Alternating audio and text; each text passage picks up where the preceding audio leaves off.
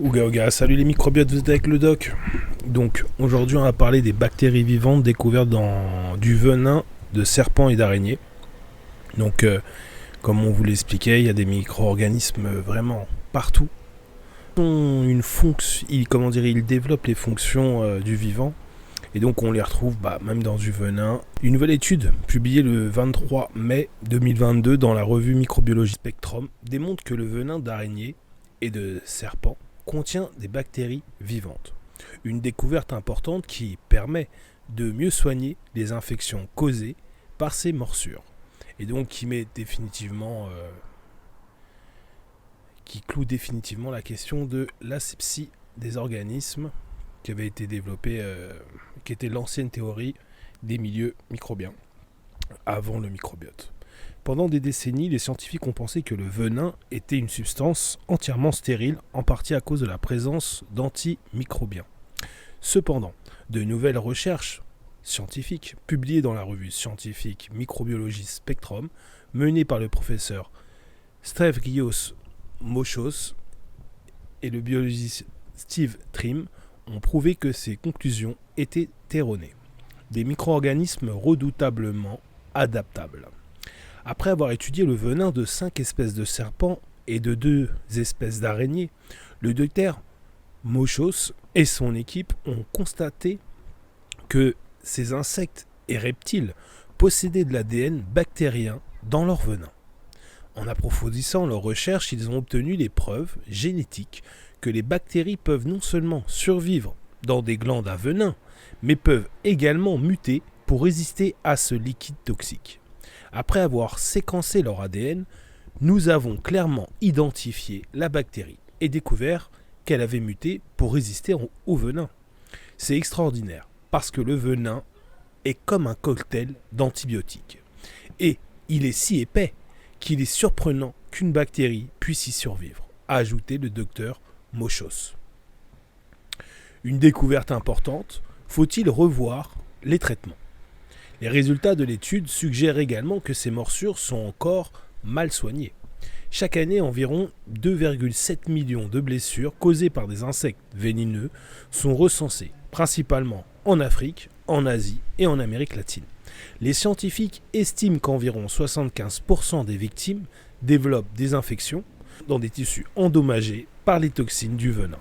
Or, on pensait jusqu'à présent que ces infections était la conséquence d'une plaie ouverte.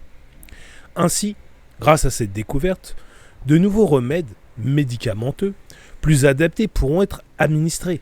Néanmoins, l'étude mérite des recherches complémentaires. Les outils du diagnostic n'ont pas réussi à identifier correctement ces bactéries. Si vous étiez infecté par celles-ci, un médecin finirait par vous donner les mauvais antibiotiques, ce qui pourrait aggraver les choses, explique Stergios Moschos. Donc vous voyez bien que de plus en plus les recherches vont dans notre sens, c'est-à-dire que les micro-organismes, on en trouve de plus en plus, et surtout un peu partout. Dans les glandes, dans le cerveau, on en a trouvé dans des organes qu'on ne pensait vraiment plus du tout, qu'on pensait stériles. Donc aujourd'hui, la théorie penche dans notre sens, c'est-à-dire la diversité microbienne, acteurs du vivant. Donc l'intérêt de cette stratégie thérapeutique des microbiotes, c'est d'élever des micro-organismes en écosystème afin qu'ils aient un dynamisme thérapeutique. Est-ce que j'ai un symbiote près de moi ? Un symbiote. Ouga ouga au clan. Et n'oubliez pas, oseras-tu la symbiose ? Les microbiotes est une association d'éleveurs de nanobactéries et micro-organismes en écosystème. Et donc, c'est une association à but non lucratif. Donc, 3 axes, l'agriculture symbiotique, la nourriture et l'alimentation symbiotique, médecine symbiotique ou symbiote médicale. Oseras-tu la symbiose ? Nos symbiotes, ce sont des boissons vivantes, écosystèmes de micro-organismes sauvages respectant les principes biologiques de l'être humain et dont les procédés restent dans la sphère artisanale et absolument naturelle. Il se compose d'huiles essentielles, de prébiotiques, de micro-organismes sauvages ou dits naturels, bactéries, champignons, levures, bactérophages, culture nourrie à partir de plantes médicinales, facilitant ainsi l'assimilation des principes actifs par votre organisme, ainsi que diverses fibres végétales.